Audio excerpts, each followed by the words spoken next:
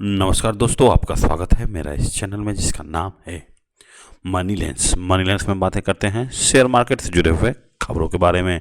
तो चलिए शुरू करते हैं।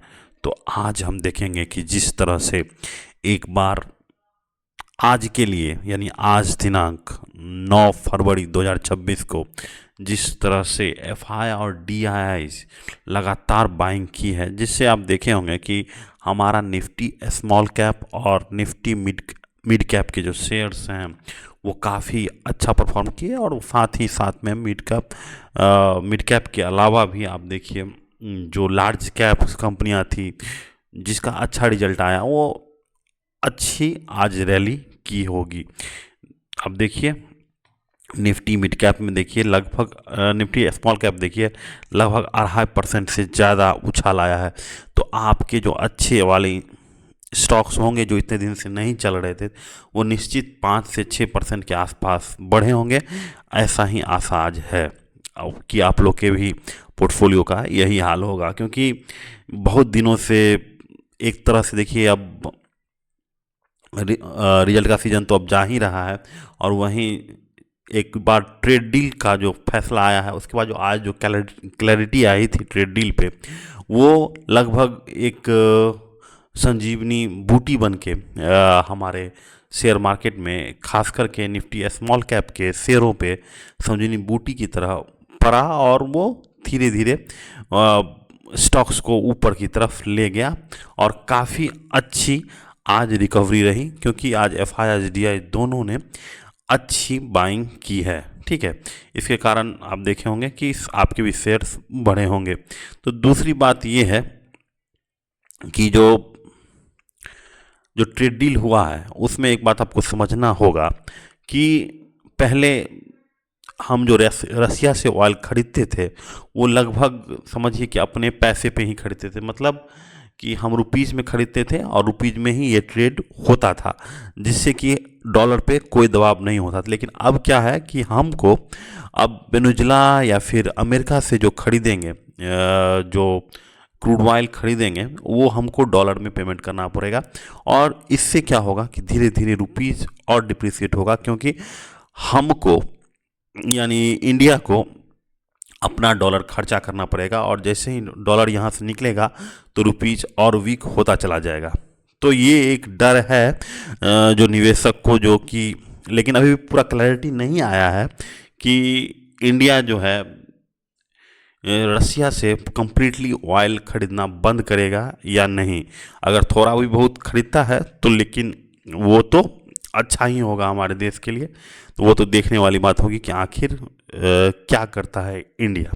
और वहीं एक आज कंपनी का डिस्कशन करने वाले हैं, वो है एसीसी सीमेंट, जिसका हाल में ही रिजल्ट आया है। और रिजल्ट में आप देखिएगा इसका टॉप लाइन काफ़ी अच्छा रहा है।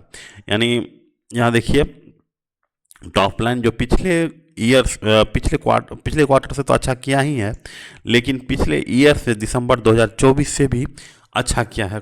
सेल्स में जो अच्छा किया है इसके पीछे कारण यही है कि इनका जो वॉल्यूम है वो बढ़ा है, और दूसरा है कि जिस तरह से जीएसटी कट आया था जो कि 28% से सीमेंट सेक्टर को घटा के 18% कर दिया, ये इसके लिए एक बहुत बड़ा खुशी की बात हुई। और दूसरी बात यह है कि एसीसी के कौन ऑलरेडी पढ़िएगा तो उसमें लिखा है कि हम जो है वो प्रीमियमाइजेशन वाले सीमेंट यानी प्रीमियम सीमेंट का प्रोडक्शन बढ़ा रहे हैं, जिसके कारण जो है सेल्स में जो ग्रोथ हुआ है वो प्रीमियम सीमेंट जैसे कि एसीसी गोल्ड हो गया उसकी ज़्यादा बिक्री होने के कारण आप यहाँ सेल्स में ग्रोथ देख रहे हैं। वहीं पे आप देखिएगा कि ऑपरेटिंग प्रॉफिट जो है वो लगभग बहुत ही घट गया है। यानी यदि आप प्रॉफिट बिफोर टैक्स की बात करेंगे तो वो तो लगभग आधा हो गया है। यहाँ देखिए 1476 करोड़ के आसपास 2024 में दिसंबर 2024 में था, जो कि घट के हो गया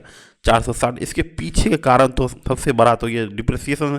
देखिए सीमेंट सेक्टर की जो कंपनियां होती हैं, क्योंकि बहुत सारे इसमें पार्ट्स होते हैं और बहुत सारे मटेरियल्स लगते हैं, और इसके कारण जो है डिप्रिसिएशन बहुत ही तेज़ी से होता है इस सब का। दूसरी बात यह है कि एक्सपेंसेस बढ़ने का कारण है कि रॉ मटेरियल कॉस्ट और प्लस जो अभी जो बिल आया था लेबर लॉ, उसके कारण क्या हुआ, इनका एक्सपेंसेज यानी लेबर पे एक्सपेंसेज बढ़ गया है।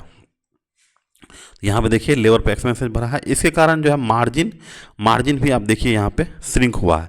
इसी के कारण आप देखिए यहाँ पे कि इनका जो पी है अपने 10 सालों में देखिएगा इनका पी सबसे लोएस्ट पे चला गया होगा। यहाँ पे देखिए पी सबसे लोएस्ट पे हो गया। तो ये एक चीज़ आप यहाँ पे देख लीजिए कि जिसका जो कि इनका वॉल्यूम बढ़ रहा है और सेल्स बढ़ रहा है, वहीं पे आप देखिए मार्जिन और प्रॉफिट श्रिंक कर रहा है। तो इसके पीछे कारण आप समझ गए होंगे। तो इसी कारण जो है स्टॉक्स बढ़ नहीं रहा है। ये अदानी का स्टॉक्स है, तो इसमें ऐसा ही होता है, पता नहीं फिर कभी अचानक से आप देखे होंगे कि बाइंग शुरू हो जाएगा और ये स्टॉक कहीं से कहीं चला जाए। लेकिन एक चीज़ है कि एसीसी अपने सबसे लोएस्ट पी पे पहुंच चुका है और आने वाले समय में जिस तरह से पिछले साल भी देखे होंगे कि और ये क्वार्टर, खासकर ये क्वार्टर में जो है सबसे ज़्यादा सीमेंट बिकने की चांस है, क्योंकि थोड़ा सा मानसून से पहले का सीजन है और यहाँ पे सीमेंट बिकने का और सीमेंट सेक्टर में एक अच्छा ग्रोथ यानी टेल विंड आने का संभावना है। क्योंकि पिछले बार भी आप देखे होंगे कि मानसून पहले आ जाने के कारण इनके सेल्स पे असर पड़ा था और अभी ये जो जनवरी से मार्च वाला जो समय है वो कंस्ट्रक्शन के लिए काफ़ी अच्छा होता है, क्योंकि इसमें ठंड होती है और ना बारिश होती है, ठंड थोड़ी सी होती है, बारिश होती है और एक आइडियल कंडीशन होता है कंस्ट्रक्शन के लिए। और यहाँ पे देखिए कि और मैनेजमेंट के द्वारा लगातार फोकस किया जा रहा है कि प्रीमियम सीमेंट पे हम जाएं, और जिसके कारण यहाँ पे अगले क्वार्टर में भी देखिएगा कि इनका जो सेल्स ग्रोथ है वो बढ़ेगा।